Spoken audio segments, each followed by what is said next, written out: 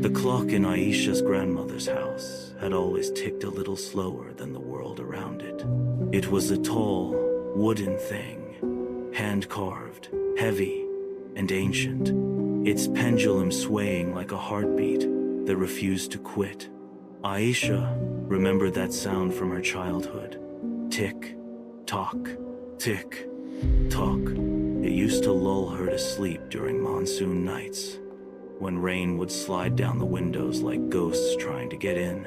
After her grandmother passed away, Aisha returned to the house alone for the first time in years. Everything was exactly as she remembered except the clock. It had stopped. Midnight. At first, she thought it was broken. The pendulum hung still, as if time itself had held its breath. But when she tried to wind it, the key wouldn't turn. It was jammed. That's when she noticed something odd. Her grandmother's old photo, the one kept beside the clock, was tilted. Someone had moved it recently, and behind it, a note is greater than. If the clock stops, listen carefully. The house remembers. Aisha laughed nervously. Her grandmother had always been fond of riddles, stories, and warnings wrapped in poetry. But that night, the air felt heavy. She tried to sleep in the old bedroom, but the silence of the house pressed on her ears. At exactly midnight, she woke up. Tick, tock, tick, tock. The sound was back.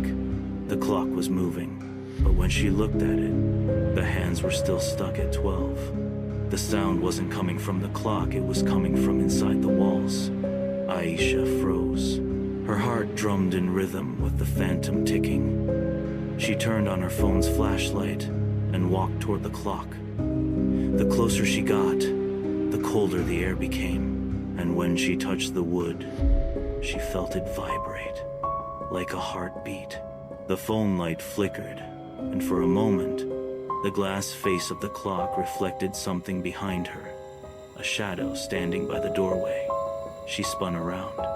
No one, just darkness. But on the wall behind the clock, she noticed faint scratches, letters, words. She scraped away the dust and read, "Is greater than." I stopped the clock to keep her here. Her breath caught in her throat. It was her grandmother's handwriting. Memories flooded back.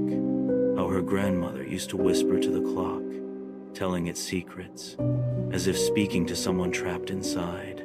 Aisha gently pulled the clock away from the wall. Behind it was a small, hollow space. Inside, wrapped in old cloth, was a pocket watch and a faded photograph of a man she didn't recognize. The man was smiling, holding her grandmother's hand. On the back of the photo, a note, "Is greater than." He left at midnight, and so did time. Suddenly, the ticking stopped again. The room fell silent. Then, the pendulum of the clock began to swing on its own. Aisha stumbled back, clutching the pocket watch. The hands of the clock spun wildly forward, backward, faster, faster, until they stopped once more, at 12:01. And in that moment, she heard it, a voice, soft, warm, familiar, "Is greater than. Thank you, my child. I can rest now." The light on her phone went out. When morning came, the house felt lighter. The air moved freely, and the silence was calm, no longer haunted. Aisha wound the clock gently, and this time, the key turned easily.